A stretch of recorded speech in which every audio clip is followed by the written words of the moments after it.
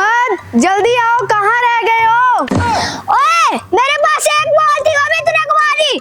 अरे यार क्या हो गया, एक ही बॉल थी तो परेशान क्यों हो रहे हो? परेशान की ना हूँ, इतने दिनों बाद मैंने एक बॉल खरीदी थी, वो भी तूने गुम कर दी। मुझे पता है परेशानी आए तो क्या करना चाहिए। क्या करना चाहिए बताओ? सबसे पहले खड़े हो, ठंडी सांस लो।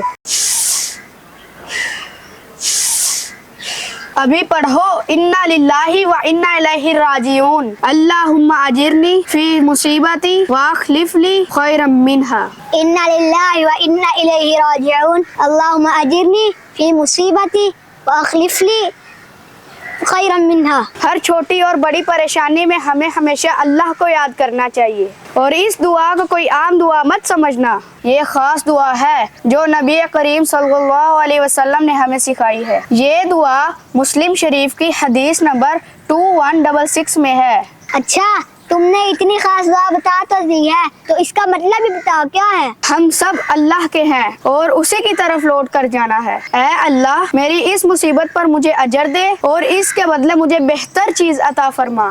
बेहतर जी, तो इसका मतलब कि मेरी बॉल घूमी ना तो मुझे फुटबॉल मिलेगा। इंशाल्लाह अल्लाह ताला देगा। ठीक है अब्दुर्रहमान, अब तो हर मुश्किल में मैं ये वाली दुआ लाजमी पढ़ूंगा।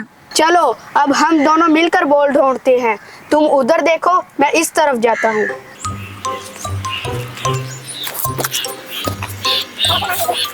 अहमद अहमद, बॉल मिल गई।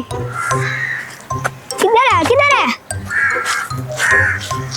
बच्चों, जिंदगी में कभी छोटी और कभी बड़ी परेशानियां आती हैं, लेकिन जो बच्चा सब्र करता है और ये दुआ पढ़ता है, अल्लाह उसको ना सिर्फ अजर देता है बल्कि उससे बेहतर नेमत भी अता फरमाता है।